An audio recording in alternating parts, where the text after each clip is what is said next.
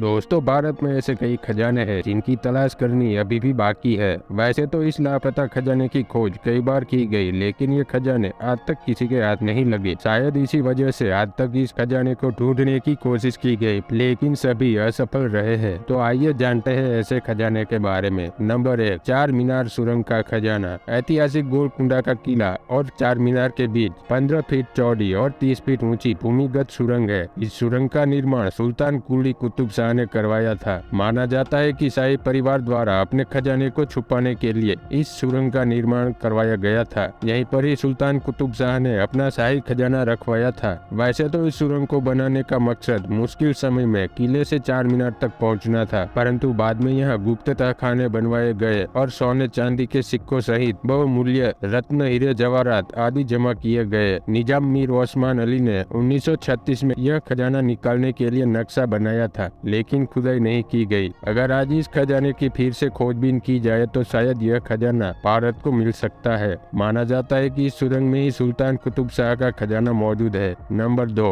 जयगढ़ किले का खजाना। जयगढ़ का किला राजस्थान में स्थित है। मानसी प्रथम अकबर के सेनापति थे। मानसी ने 1580 में अफगानिस्तान को जीत लिया था और मोहम्मद गजनी के खजाने को भारत लाए थे। वह टनों सोना चांदी भी लूटकर अपने साथ लाए थे। कहा जाता है कि यह संपत्ति उन्होंने मुगल सल्तनत के हवाले न करके जयगढ़ के किले में छिपा दी थी। अरबी भाषा की एक पुरानी किताब अंबेर के साथ खजाने में भी इस बात का जिक्र है कि किले में अकुत सोना चांदी छिपा हुआ है। जयगढ़ किले के नीचे पानी की 7 विशालकाय टंकियां बनी है। माना जाता है कि खजाना इन्हीं में था। कहा तो ये भी जाता है कि 1976 में देश में आपातकालीन के दौरान प्रधानमंत्री इंदिरा गांधी ने इस खजाने की खोज में 6 महीने तक किले के अंदर खुदाई कराई और सेना को भी इस काम में लगाया, लेकिन उनके हाथ भी कुछ नहीं लगा। नंबर 3, कमरूनाग झील का खजाना। हिमाचल प्रदेश के मंडी से करीब 60 किलोमीटर दूर कमरूनाग झील स्थित है। स्थानीय लोग इस झील को पवित्र मानते हैं। उनका भरोसा है कि इस झील का अंत पाताल में होता है। ऐसी मान्यता है कि झील में गहने अर्पित करने से मनोकामना पूरी होती है। दूर दूर से लोग आकर गहने झील में डालते हैं और मनोकामना मांगते हैं। ऐसा कहा जाता है कि यह झील महाभारत कालीन है। यहाँ एक मंदिर है जो लकड़ी का बना है। इसमें कमरूनाग की